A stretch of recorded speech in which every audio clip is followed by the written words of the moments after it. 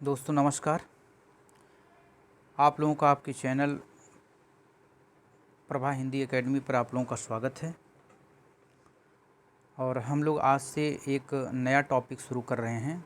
UP assistant professor जो यूपीएचईएससी जो विज्ञापन 51 है, जिसके अंतर्गत एग्ज़ाम होने की संभावना अब जल्द ही है, क्योंकि आयोग का गठन भी हो चुका है यहाँ। और ये टॉपिक इसमें जो है जो यूनिट 7 है, जिसमें हिंदी आलोचना की पारिभाषिक शब्द और कतिपय अवधारणाएं, जिसको हम लोग एक एक करके देखेंगे। और इसमें और बहुत से पारिभाषिक शब्द दिए हुए हैं। जैसे पारिभाषिक शब्दों में काव्य भाषा, बिंब, मिथक, कल्पना, फैंटेसी और निजंदरी कथा, कवि समय, काव्य रूढ़, इस प्रकार से काफ़ी ज़्यादा इसमें शब्द दिए हुए हैं। इसको हम लोग एक एक करके देखेंगे। और इसी के अंतर्गत एक क्लास है बिंब। बिंब को हम लोग देखते हैं। और बिंब के बाद फिर जो है हम लोग मिथक को देखेंगे। तो शुरू करते हैं बिंब।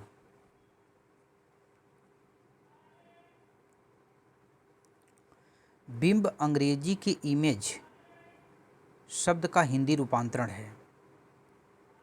बिंब अंग्रेजी के इमेज शब्द का हिंदी रूपांतरण है। इसका अर्थ किसी पदार्थ को मूर्त रूप प्रदान करना, प्रदान करना, चित्रबद्ध करना अथवा मानसी प्रतिकृति पर उतारना। बिंब एक प्रकार का भाव गर्भित शब्द चित्र है जो सिर्फ हमारी चक्षु इंद्रियों को ही तृप्त नहीं करता, अन्य इंद्रियों की भूख भी मिटाता है। देखिए, ये कह रहे हैं कि जो बिंब होता है, ये सिर्फ हमारी जो है चक्षु इंद्रियों, जो पांचों ज्ञानेंद्रियाँ हमारी हैं, उसमें सिर्फ आँखों को ही तृप्त नहीं करता है, ठीक, और अन्य इंद्रियों की जो इच्छा होती है उसको भी वो प्रभावित करता है। भाव जगाना उसका प्रमुख कार्य है। भाव को जगाना उसका क्या है? प्रमुख कार्य है। अब पूछेगा कि बिंब का प्रमुख कार्य क्या है? तो बिंब का प्रमुख कार्य है भाव को जागृत करना। बिंब को परिभाषित करते हुए डॉक्टर नगेंद्र ने क्या लिखा है?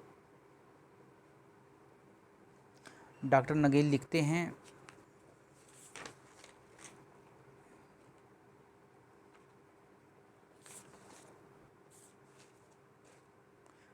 डॉक्टर नगेंद्र लिखते हैं कि काव्य बिंब शब्दार्थ के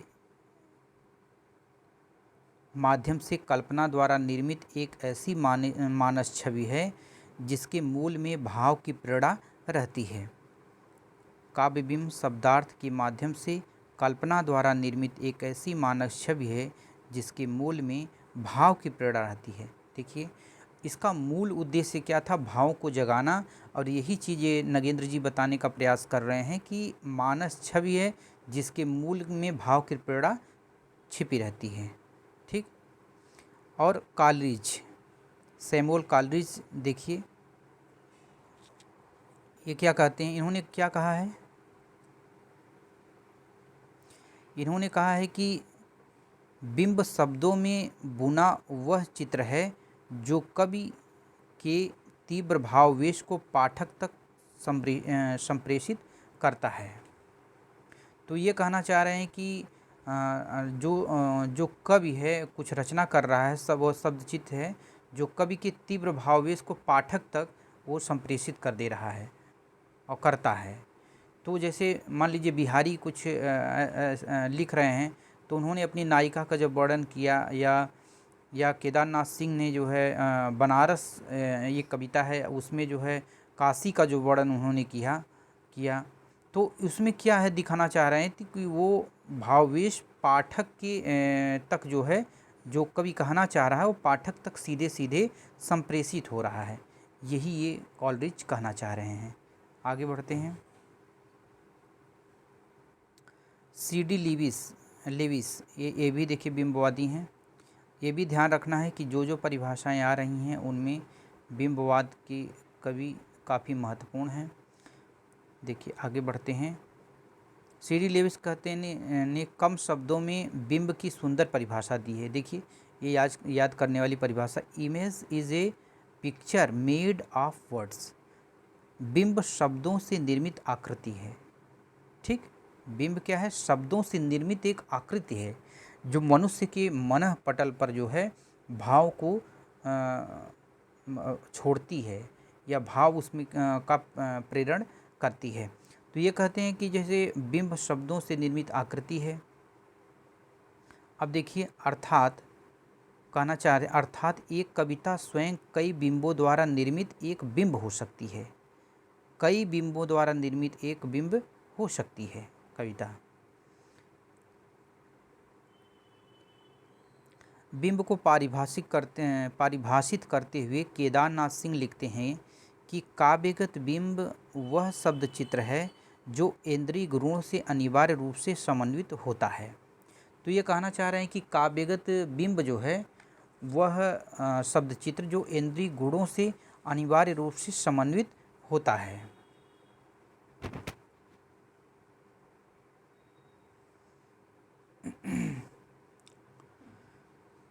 तो आगे बढ़ते हैं। वे फिर लिखते हैं, पर यह परिभाषा भी पूर्ण न हुई क्योंकि कभी कभी पत्रकार भी किसी समाचार को ऐसे संवेदनात्मक रूप में प्रस्तुत करते हैं उनमें इंद्रिय गुणों का समावेश हो जाता है। फिर काव्यगत बिंब और पत्रकार के बिंब में क्या अंतर क्या है? तो फिर कहते हैं, स्पष्ट है कि एक पत्रकार के द्वारा वर्णित शब्द चित्र में वह संवेग,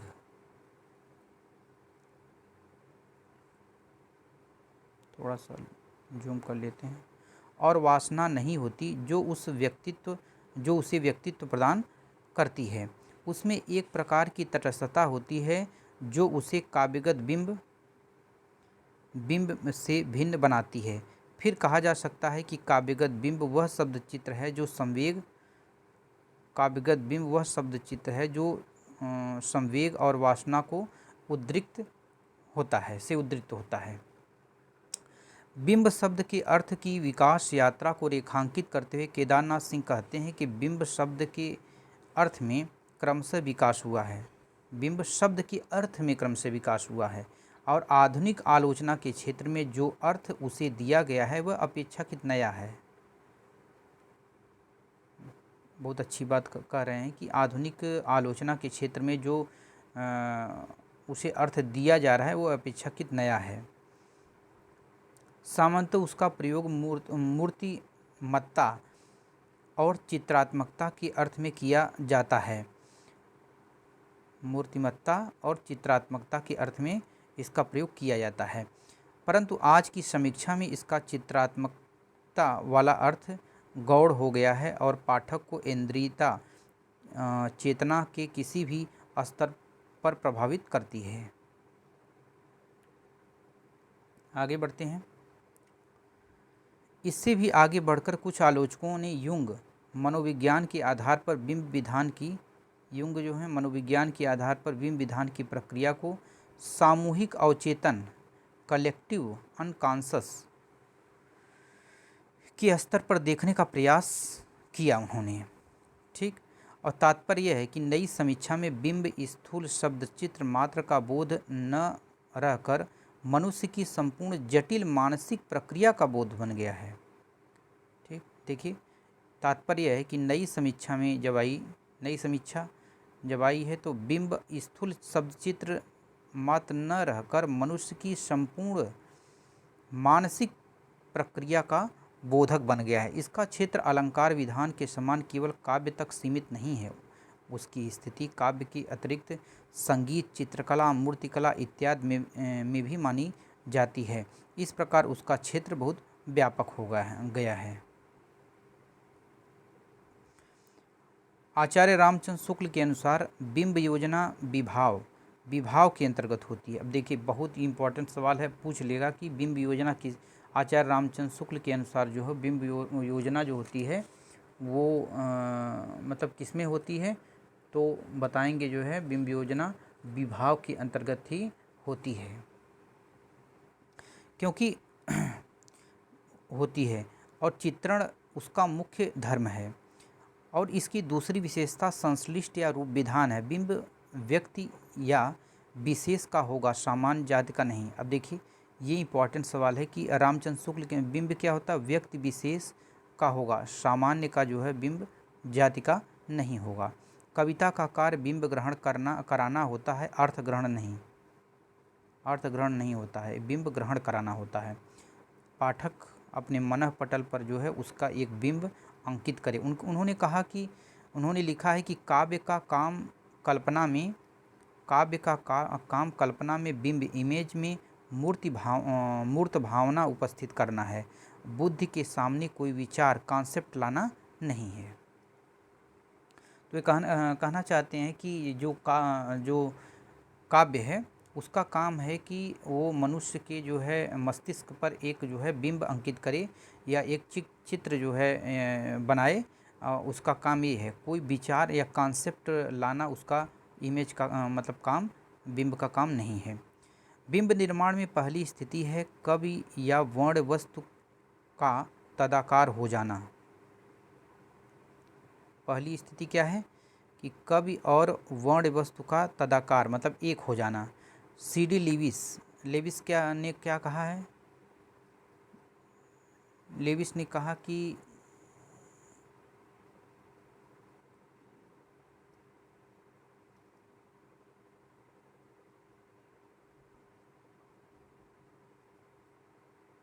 लिखा है कि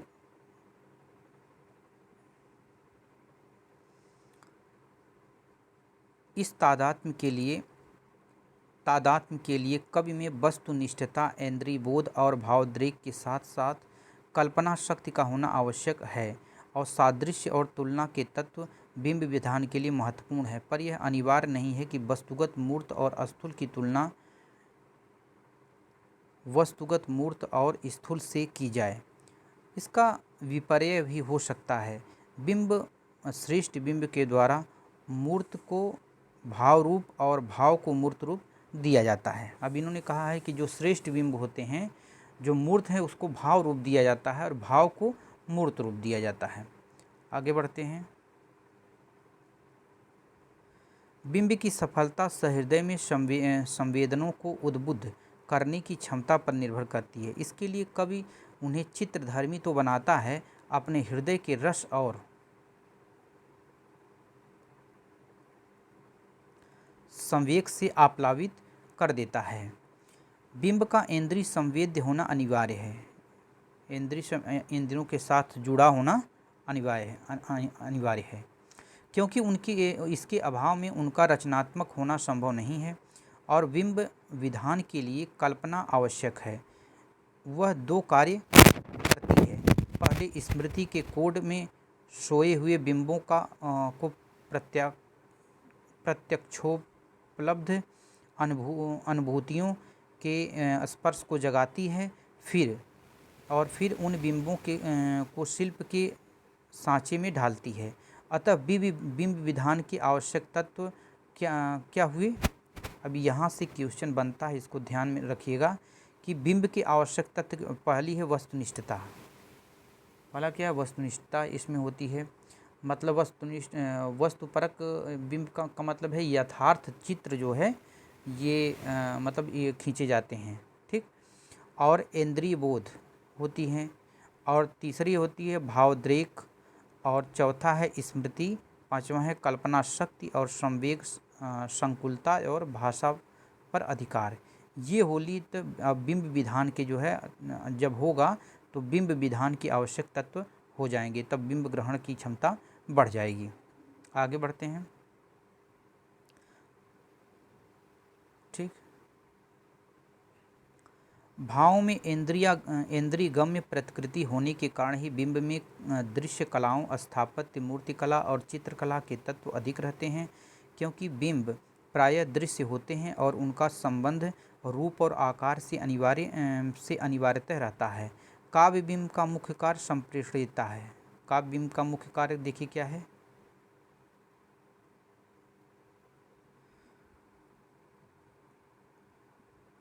वह कलाकार की अनुभूति और प्रमाता के बीच संबंध स्थापित करने वाला सूत्र है। वह विषय को स्पष्ट करता है और दृश्य भाव या व्यापार को समृद्ध करता है। कवि की अनुभूति को तीव्र बनाता है, पाठक में ऐसी संवेदना पैदा करता है जिसकी उपलब्धि नित्य प्रति के जीवन में नहीं होती है।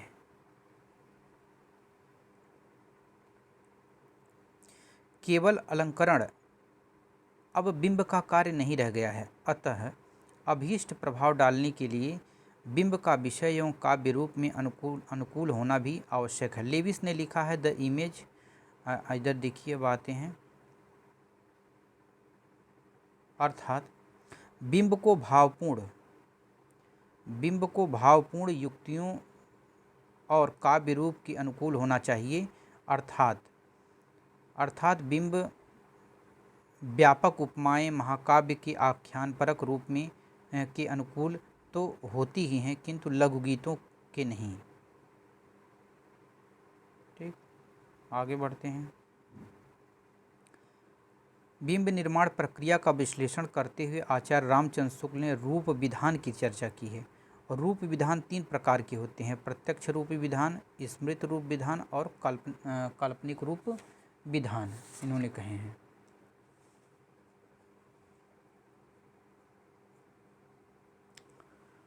और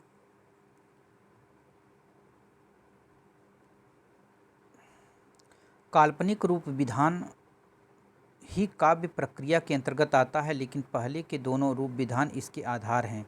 इसका सीधा अर्थ है कि बिंब का संबंध केवल नवीन संवेद्य अर्थवत्ता से ही न होकर पूरी काव्य संरचना से होता है। ठीक है, आगे बढ़ते हैं। बिंबों का वर्गीकरण कई दृष्टियों से किया गया है: अभिव्यंजना पद्धति की दृष्टि से, स्वरूप की दृष्टि से, ग्राहेंद्रिय के आधार पर और प्रेरक अनुभूतियों के आधार पर, अर्थ की दृष्टि से। कितने दृष्टि से? पहला है अभिव्यंजना की दृष्टि से, दूसरा है स्वरूप की दृष्टि से, तीसरा है ग्राहेंद्रियों की दृष्टि से के आधार पर और प्रेरक अनुभूति के आधार पर, अर्थ की दृष्टि से। डॉक्टर नगेंद्र ने बिंबों के वर्गीकरण के कुछ आधार निश्चित किए हैं और उन्हीं के आधार पर उन्होंने उनका वर्गीकरण किया। डॉक्टर नगेंद्र का वर्गीकरण निम्न है। क्या क्या वर्गीकरण उनका है? इंद्रिय आधार पर उनका वर्गीकरण क्या क्या है? देखिए, इंद्रिय आधार पर उनका जो वर्गीकरण है डॉक्टर नगेंद्र का, वो कहना चाहते हैं कि पहला इनका है कि दृश्य और चाक्षुक बिंब।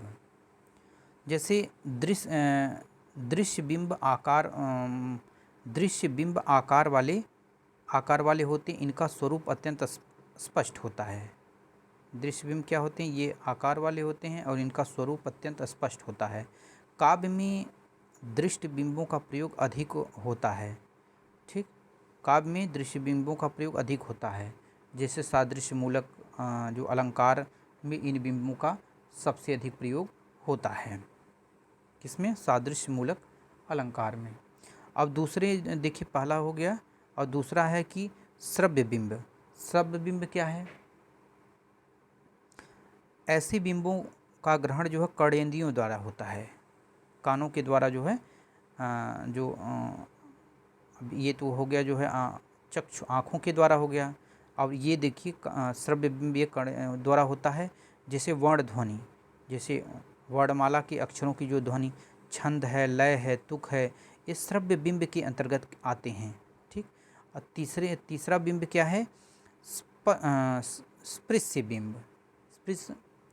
स्पर्शजन्य संवेदनाओं का निर्माण, कोमल, कठोर, ये सब चीज़ें होती हैं।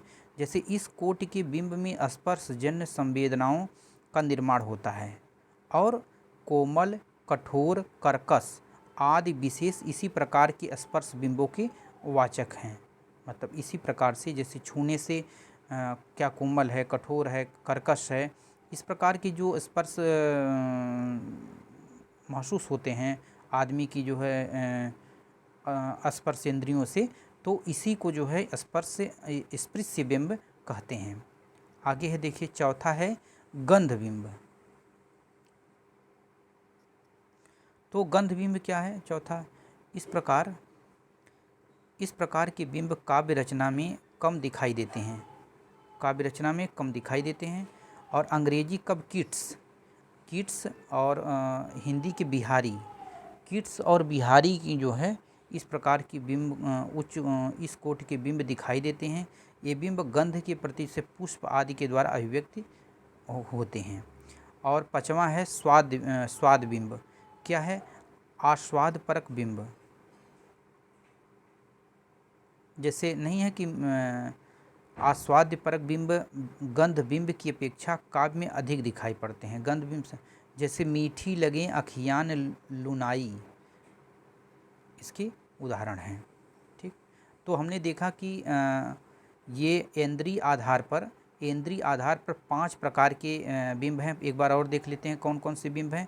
पहला है दृश्य और चाक्षुक बिंब, दूसरा है श्रव्य बिंब, तीसरा है दृश्य बिंब स्पर्शी बिंब, और चौथा है गंध बिंब, और पांचवा है स्वाद बिंब। ठीक, अब दूसरा आधार क्या है? सर्जक कल्पना के आधार पर। तो ये कहने पहला क्या है? पहला ये बिंब है स्मृत बिंब। तो ये कहना चाहते कल्पना की निष्क्रियता हो जाने पर जब स्मृति द्वारा बिंब की उद्भावना होती है तो उसे स्मृत बिंब कहते हैं। ऐसे बिंब अतीत के अनुभवों पर आधारित होते हैं। जैसे जब कल्पना में निष्क्रियता आ जाने पर जो है अतीत के अनुभवों पर ये आधारित होते हैं। और अतीत के अनुभव जो होते हैं उसी पर आधारित। आगे बढ़ते हैं फिर। चलिए, दूसरा है इसमें कि एक है कल्पित बिंब। पहला है स्मृति बिंब, कल्पित बिंब। सक्रिय कल्पना में प्रयुक्त होने वाले कवि प्रौढ़ोक्ति सिद्ध बिंब कल्पित कहलाते हैं। जो सक्रिय कल्पना होती उससे संबंधित जो कवि होते हैं और वो जो है कल्पित बिंब के अंतर्गत होता है। तो ये जो है सर्जक कल्पना के आधार पर जो है 2 प्रकार के हैं। और तीसरा है जो है प्रेरण या अनुभूत परक बिंब। देखिए, प्रेरक और अनुभूत परक बिंब क्या क्या है? पहला इसमें है सरल बिंब। सरल बिंब क्या है? सरल बिंब सरल अनुभूतियों से प्रेरित बिंब सरल बिंब कहलाते हैं। जो सरल अनुभूतियों से प्रेरित होते हैं, जैसे लज्जा ने घूंघट डाला, सरल बिंब का उदाहरण है।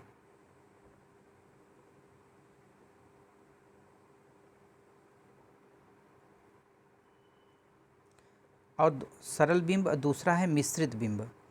तो मिश्रित अनुभूतियों का बिंब मिश्रित बिंब कहलाता है। जो मिश्रित अनुभूतियाँ होती हैं, जो अनुभूतियाँ मिली जुली आती हैं, जैसे लाली बन सरस कपोल में आँख में अंजन सी लगती। जैसे लाली बन सरस कपोल में, और क्या मिश्रित आ रही हैं, लालिमा आ रही है, सरस कपोल, आँखों में अंजन सी लगती, सब मिली जुली प्रतिक्रिया आ रही है।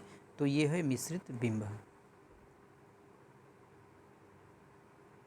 और तीसरा है जटिल बिंब। जटिल बिंब क्या है? जटिल अनुभूतियों का बिंब जटिल बिंब कहलाता है। जैसे कोमल किसलय के अंचल में नन्ही कलिका ज्यों छिपती सी। कोमल किसलय के अंचल में नन्ही कलिका ज्यों छिपती सी। ठीक, जटिल है क्योंकि बिंब ग्रहण इतने आसानी से नहीं हो रहा है। थोड़ा इसके अर्थ को जब समझेंगे तभी हम लोग जो है बिंब ग्रहण करते हैं, इसीलिए इसको जटिल बिंब कहा गया है। और चौथा है पूर्ण और समकालिक बिंब। पूर्ण और समकालिक बिंब समकलित अनुभूत की सृष्टि करता है। निराला की राम की शक्ति पूजा और पंत की परिवर्तन कविता समकालिक बिंब मतलब इसमें क्या है कि जो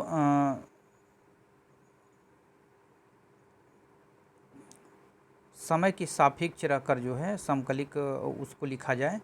और जिसमें निराला के राम की शक्ति पूजा है तो उसमें जो है राम और रावण को एक बिंब प्रतिबिंब बनाकर जो है चीज़ों को रखा जा रहा है। जो पंत की परिवर्तन कविता है, तो ये सब की चीज़ें क्या हैं? समाकलिक बिंब हैं। ठीक, और चौथा जो आधार है उसका नाम है काव्यार्थ की दृष्टि से। तो काव्यार्थ की दृष्टि से जो बिंब है वो दो हैं। काव्यार्थ की दृष्टि से जो है एक एकल, इसके अंतर्गत जो है एकल और संश्लिष्ट दो बिंब आते हैं काव्यार्थ की दृष्टि से, एकल और संश्लिष्ट। एकल बिंब क्या है? ऐसे बिंब अपने में स्वतंत्र और बिंबों के पूर्वापर संबंधों से मुक्त होते हैं। तो पूर्वापर संबंध से क्या होते हैं? ये होते हैं मुक्त। जैसे व्योम से उतर रही चुपचाप छिपी निज छाया छवि में आप। ठीक, पूर्वापर संबंध से इससे कोई संबंध नहीं है। और संश्लिष्ट मतलब मिला जुला बिंब जो होता है वो बिंब, इस कोटि के बिंब में अनेक बिंब परस्पर संबद्ध होते हैं। पंत की कविता देखिए नौका विहार में संश्लिष्ट बिंब का एक प्रयोग हुआ है। और पांचवा जो भेद है इसका नाम है काव्य दृष्टिपरक बिंब। इसके अंतर्गत जो है वस्तुपरक और स्वच्छंद बिंब आते हैं। वस्तुपरक बिंबों में यथार्थ चित्र खींचे जाते हैं। देखिए इम्पॉर्टेंट है, तो पूछेगा कि वस्तुपरक बिंब में जो है किस प्रकार के चित्र खींचे जाते हैं, तो यथार्थ चित्र खींचे जाते हैं, जबकि स्वच्छंद बिंबों में कल्पना और सौंदर्य के चित्रों का महत्व होता है। कार्ल युंग ने आदि बिंबों की भी चर्चा की है। उनके अनुसार इनका संबंध मनुष्य के चिंतन और संवेदन से होता है। आदि बिंब का संबंध किससे होता है? आदि बिंब का संबंध होता है मनुष्य के चिंतन और संवेदन से। इम्पॉर्टेंट है, इसको ध्यान रखिए। ये बिंब रिक्त क्रम से पीढ़ी दर पीढ़ी परिवार और समाज के दीर्घ आनुवंशिक संस्कारों से लिप्त होकर चले आते हैं। ठीक, ये बड़े सशक्त होते हैं और हमारी सुप्त सांस्कृतिक वासनाओं को उभारने में बहुत समर्थ होते हैं। इनमें तादात्म्य सहज ही हो जाता है क्योंकि ये सामूहिक अवचेतन से निर्मित होते हैं और ये मूलतः जाति अनुभूति और राष्ट्र की सांस्कृतिक वासना से निर्मित होते हैं। उदाहरण के लिए मर्यादा पालन की दृष्टि से राम, रसिकता की दृष्टि से कृष्ण, वीरता की दृष्टि से अभिमन्यु और शारीरिक बल की दृष्टि से भीम और त्याग और बलिदान की दृष्टि से दधीच आदि ऐसे बिंब हैं जो हमारे मन पटल पर अपनी छाप बनाए हुए हैं। तो कहने का तात्पर्य यह है कि बिंब जो होते हैं ये हम लोगों ने देखा है कि बिंब के बारे में तो इन्होंने क्या है कि मूल भाव जो है इसका जो बिंब का इन्होंने बताया है कि व्यक्ति विशेष का और शुक्ल जी ने जो बताया था कि बिंब क्या होता है, व्यक्ति विशेष का होगा, सामान्य जाति का नहीं होगा। इसीलिए देखिए मर्यादा पालन राम देखिए व्यक्ति विशेष है, लेकिन समाज सापेक्ष उनकी स्थिति क्या है, व्यक्ति विशेष का बिंब यहाँ है। तो इस प्रकार से बिंबवाद आगे बढ़ा और बिंबवाद जो आंदोलन चला 1912 से लेकर 1917 ईस्वी तक चला था और मतलब 20वीं शताब्दी में यूरोप में ये बिंबवाद का आंदोलन चला। और ये प्रतीकवाद की जो रहस्यमयता है और स्वच्छंदवाद की जो अनिर्दिष्टता यानी भावुकता है, और क्या है कि प्रतीकवाद में क्या है कि अस्पष्टता है और स्वच्छंदतावाद में जो भावुकता है, इन्हीं की प्रतिक्रिया स्वरूप जो है ये बिंबवादी आंदोलन चला था। और बिंबवाद के जो प्रवर्तक थे उनका नाम था टी.ई. हुल्मे। तो टी.ई.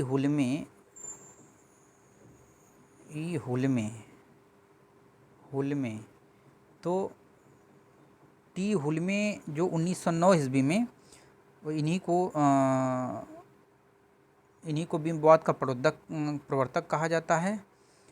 और तो एजरा पाउंड ने शिकागो नामक एक पत्रिका इन्होंने पब्लिश की थी, उसी में में बिंबवाद नाम इन्होंने दिया। फिर आगे जब आंदोलन की प्रक्रिया आगे बढ़ी तो क्योंकि आचार्य रामचंद्र शुक्ल जो है बिंबवाद का प्रवर्तक जो है एफ.एस. फ्लिंट को मानते हैं और फ्लिंट को कहते हैं कि यही बिंबवाद के असली प्रवर्तक हैं, क्योंकि फ्लिंट ने जो है हिस्ट्री ऑफ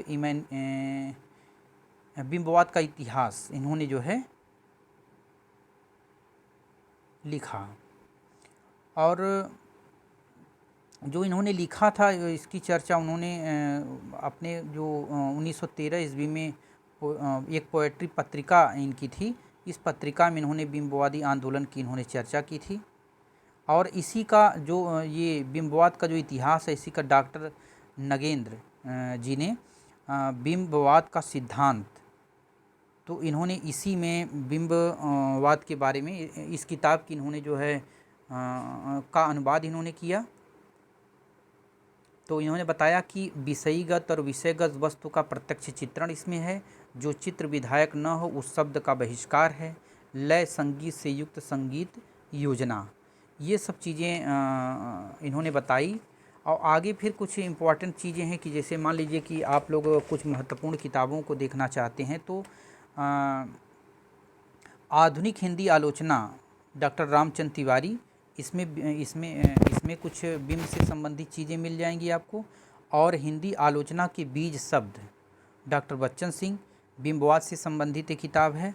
और आधुनिक हिंदी कविता में बिंब विधान, आधुनिक हिंदी कविता में बिंब विधान केदारनाथ सिंह आधुनिक हिंदी कविता में बिंब विधान, ये महत्वपूर्ण है, इसको ध्यान में रखिए। और द पोएटिक इमेज काव्यात्मक बिंब C.D. लेविस की किताब है, इसको ध्यान में रखना है। और हिस्ट्री ऑफ इमेजिज्म, तो ये किताब बिंबवाद का इतिहास फ्लिंट की है, इसको ध्यान रखना है। और काफमैन जो बिंबवाद इनकी एक किताब है, ये बहुत ही इम्पोर्टेंट है, इसको भी ध्यान रखना है। और आगे प्लेजर ऑफ इमेजिनेशन, कल्पना का आनंद, जो जोसेफ एडिसन की किताब है, वो इम्पोर्टेंट है। फिर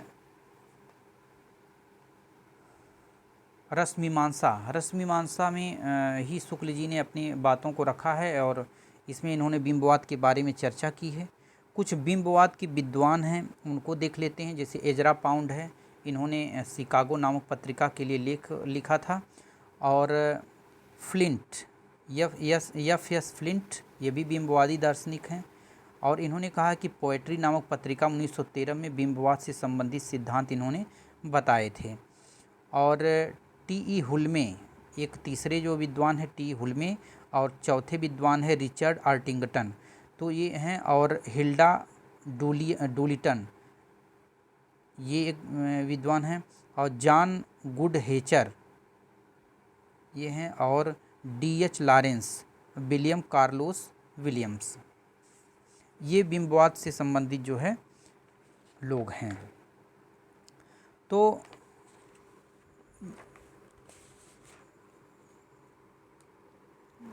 यहाँ तक देख लिए। अब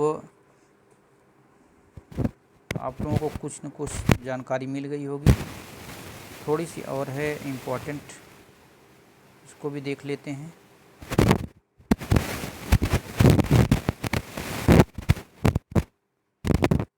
तो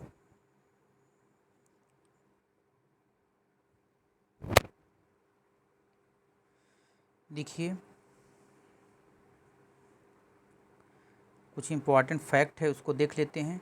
जब किसी पदार्थ को चित्रबद्ध करके एक मूर्त रूप दिया जाता है तो उसे क्या कहते हैं? उसे ही बिंब कहते हैं। जब किसी पदार्थ को चित्रबद्ध करके एक मूर्त रूप दिया जाता है तो उसे बिंब कहते हैं। कब T.E. ह्यूम को देखिए बिंबवाद का प्रवर्तक के रूप में जाना जाता है। 1909 में पोएट्स क्लब एंथोलॉजी में प्रकाशित इनकी 2 कविताओं ने इन्हें प्रथम बिंबवादी कवि के रूप में स्थापित कर दिया और यहीं से बिंबवाद की महत्ता को स्वीकारते हुए बिंबवाद आंदोलन की नींव पड़ी। कब से? 1909 से। Ezra Pound, Amy Lowell, Hilda Doolittle, Richard Aldington, F.S. Flint, D.H. Lawrence, C.D. Lewis और T.S. इलियट जैसे विद्वान बिंबवाद से प्रभावित दिखते हैं। नई समीक्षा में बिंब को मनुष्य की संपूर्ण जटिल मानसिक प्रक्रिया के रूप में प्रस्तुत किया। ठीक, आगे बढ़ते हैं।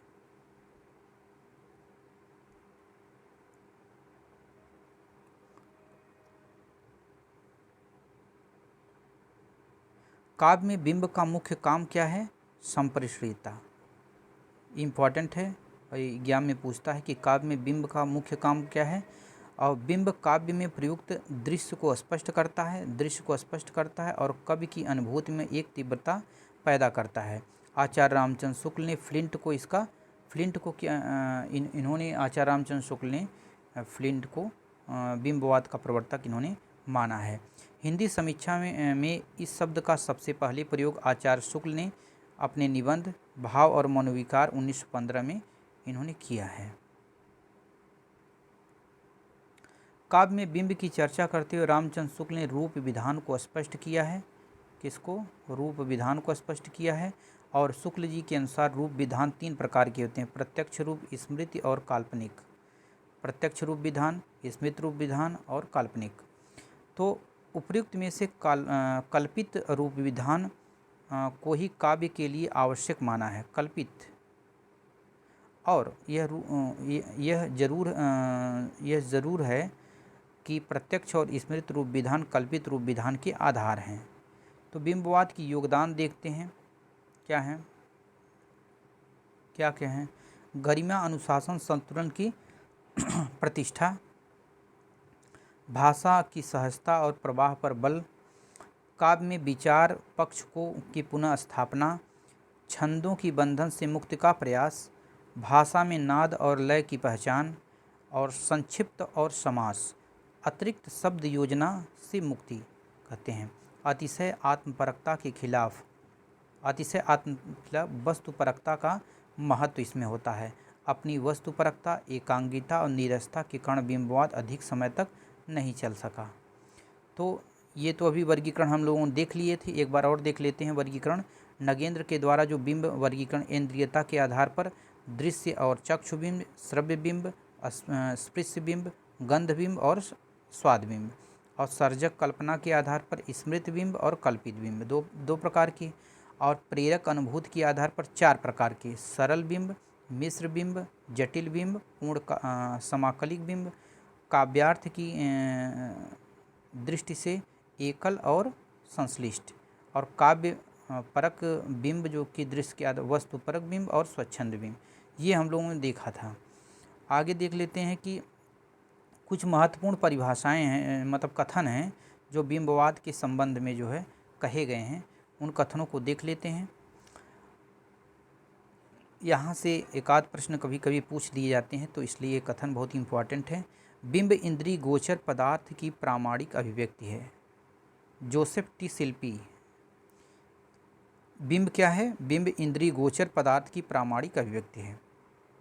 बिंब अरूप भाव या विचार की पुनर्रचना है। ठीक। और देखिए सुमित्रानंद पंत जी क्या कहते हैं। पंत प्रकृति के सबसे सुकुमार कवि पंत जी क्या कहते हैं?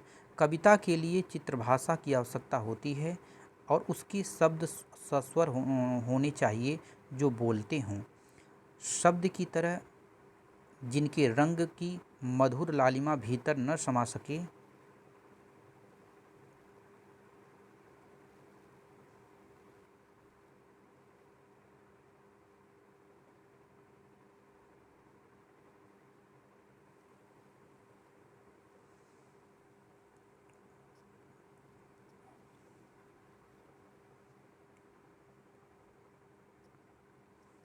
समा सकने के कारण बाहर छलक पड़े, जो भाव को अपने ही ध्वनि में शब्दों आँखों के सामने चित्रित कर सकें, जो झनकार और चित्रकार में झनकार हो।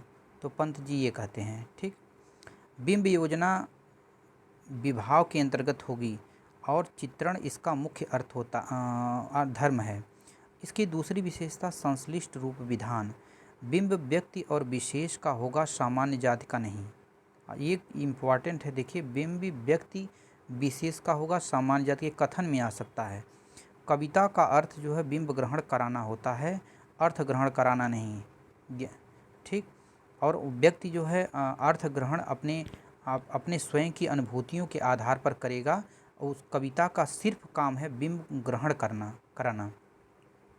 व्याख्याएं कई प्रकार से हो सकती हैं, कई प्रकार से लोग करते हैं, तो यही कहना चाह रहे हैं, काव्य का काम कल्पना में बिंब का मूर्त भावन उपस्थित कराना है। बुद्धि के सामने कोई विचार कॉन्सेप्ट लाना नहीं है। कॉन्सेप्ट सबके अपने अपने हैं।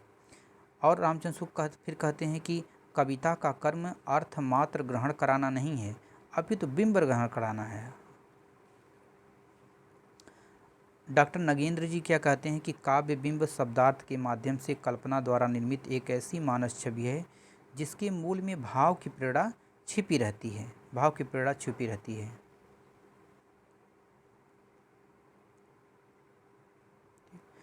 फिर डॉक्टर नगेंद्र जी कहते हैं कि सार्थक शब्द के अपने अपने बिंब होते हैं और लय, संगीत आदि भी स्रोत बिंबों से युक्त रहते हैं। काव्य बिंब की रचना में ये बिंब उपादान के रूप में काम आते हैं। फिर डॉक्टर रामस्वरूप चतुर्वेदी क्या कहते हैं कि साहित्य उस बिखरे और खंडित जीवन की पुनर्रचना है, तो बिंब विधान पुनर्रचना की प्रक्रिया है।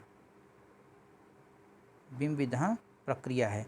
साहित्य जीवन की अर्थवत्ता प्रदान करता है और जीवन की अर्थवत्ता बिंब से ही निश्चित होती है। कहना न होगा कि बिंब योजना काव्य का प्रधान व्यापार होने से काव्य की कसौटी बन जाती है। बिंब योजना की सफलता ही कवि की सफलता का मानदंड नहीं होती है। आगे फिर बढ़ते हैं कि केदारनाथ सिंह जो इनकी जो मतलब जो रचना थी, उस रचना का नाम था जो है आधुनिक हिंदी कविता में बिंब विधान। उस पर बिंब पे काफ़ी इन्होंने अच्छे से चर्चा की। देखते हैं बिंब शब्द का अर्थ बिंब शब्द के अर्थ में क्रम से विकास हुआ है। आधुनिक आलोचना के क्षेत्र में जो अर्थ उसे दिया गया वह अपेक्षाकृत नया है। सामान्यतः उसका प्रयोग मूर्तिवत्ता और चित्रात्मकता के अर्थ में किया जाता है। आज की समीक्षा में उसका चित्रात्मकता वाला अर्थ गौण हो गया है और पाठक को इंद्रिय चेतना के किसी भी स्तर को प्रभावित करती है। इससे भी आगे बढ़कर कुछ आलोचक ने युंग मनोविज्ञान के आधार पर बिंब विधान की प्रक्रिया को सामूहिक अवचेतन कलेक्टिव अनकॉन्शस के स्तर पर देखने का प्रयास किया। तात्पर्य यह है कि नई समीक्षा में बिंब स्थूल शब्द चित्र मात्र का बोधक न रहकर मनुष्य की संपूर्ण जटिल मानसिक प्रक्रिया का बोधक बन गया है। उसका क्षेत्र अलंकार विधान के समान केवल काव्य तक सीमित नहीं है। उसकी स्थिति काव्य की अतिरिक्त संगीत, चित्रकला और वह शब्द चित्र है जो इंद्रिय गुणों से अनिवार्य रूप से समन्वित होता है। केदारनाथ सिंह अब देखिए यही कहना चाह रहे हैं कि बिंब जो है अब वो मतलब उसका काम जो है अब फलक उसका बड़ा हो गया है, यही कहना चाहते हैं, स्थूल नहीं है। वह संपूर्ण जो है मनुष्य की संपूर्ण जटिल मानसिक प्रक्रिया का बोधक बन गया है, वह स्थूल रूप में नहीं है। मुख्य रूप से यही बात थी। और हम लोग जो है अब देखिए समान रूप से किसी पदार्थ को चित्रबद्ध करना, मूर्त रूप देना, किसी मानसिक प्रकृति को जो है चित्रित करना, ये क्या है कि बिंब का मुख्य कार्य क्या है? मुख्य कार्य इसका है भाव को जगाना। यहाँ ध्यान रखना, ये ध्यान रखना है। और इसमें देखिए कि क्या होता है कि बिंब के 5 लक्षण होते हैं, जो क्या होता है? चित्रात्मकता, शब्द रूपात्मकता, इंद्रियता, भावोत्पादकता और आरोपण का जो है अभाव। ये बिंब के 5 मतलब कि आवश्यक इसमें जो है 5 लक्षण हैं। तो इसी के साथ अब हम लोग इस लेक्चर को समाप्त करते हैं। ठीक है, देखने के लिए धन्यवाद। नमस्कार।